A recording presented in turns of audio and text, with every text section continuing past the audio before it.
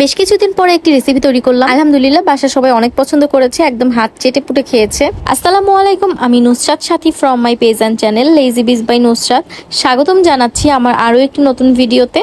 আজকের ভিডিওতে থাকছে বিফ কোফতা রেসিপি। বেশ কিছুদিন আগে আমি একটি বিফ কাবাবের রেসিপি দিয়েছিলাম, সেখান থেকে আমি হাফ কাবাবের মাংস আলাদা করে রেখে দিয়েছিলাম। আপনারা ওই রেসিপি দেখলে কিমা বানানোর প্রসেসটা জানতে পারবেন। প্রায় আধা কেজি কিমার মাংসের মধ্যে আমি এখানে একটি ডিম দিয়ে দিলাম 1 কাপ পেঁয়াজ কুচি, 4-5টা কাঁচামরিচ কুচি, 2টা পাউরুটি পানিতে ভিজিয়ে পানিটা ভালোভাবে নিংড়ে এর মধ্যে দিয়ে দিলাম।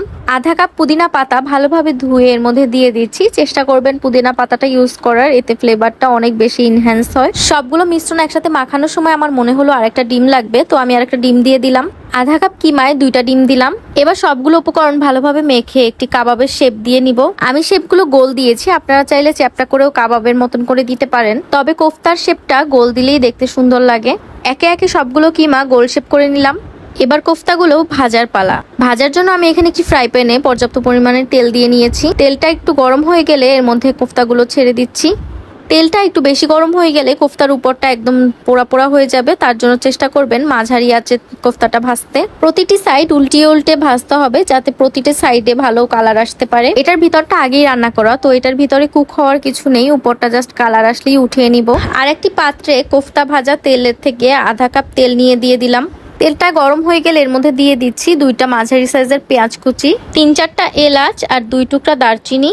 এবার পেঁয়াজটা একটু লাল লাল হয়ে আসলে এর মধ্যে 1/4 কাপ পেঁয়াজ বাটা দিয়ে দিলাম। দিয়ে দিয়েছি 2 টেবিল চামচ আদা রসুন পেস্ট।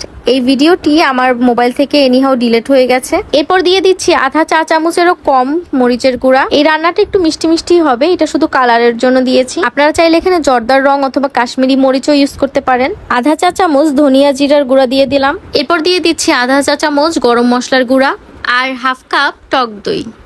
লবণ আর চিনি দিয়ে দিলাম পরিমাণ মতো। এবার মশলাটা ভালোভাবে কষানো হয়ে গেলে দিয়ে দিচ্ছি ভেজে রাখা কোফতা। আলতো হাতে নেড়ে সবগুলো কোফতাকে মশলার সাথে ভালোভাবে মেখে দিয়ে দিচ্ছি লিকুইড দুধ। লিকুইড দুধটা অবশ্যই দিবেন, এতে খেতে অনেক বেশি টেস্টি হয়। ঝোলটা ফুটে উঠলে এর মধ্যে দিয়ে দিচ্ছি 3-4টা কাঁচামরিচ। Here is ready to serve our yummy beef kofta. মেহমান আসুক অথবা যে কোনো অনুষ্ঠানে এই বিফ কোফতা কিন্তু আপনি যে কোনো জায়গায় সার্ভ করতে পারবেন। পোলাও, বিরিয়ানি অথবা প্লেন ভাত যে কোনো কিছুর সাথে সার্ভ করতে পারেন এই বিফ কোফতা। আশা করি রেসিপিটি আপনাদের পছন্দ হয়েছে। পছন্দ হয়ে থাকলে একটি লাইক, কমেন্ট এবং আপনার ফ্রেন্ডস এবং ফ্যামিলির সাথে শেয়ার করতে ভুলবেন না। আজকে এতটুকুই, দেখা হবে নেক্সট কোনো ভিডিওতে। টিল দেন সবাই সুস্থ থাকুন, ভালো থাকুন, আল্লাহ হাফেজ।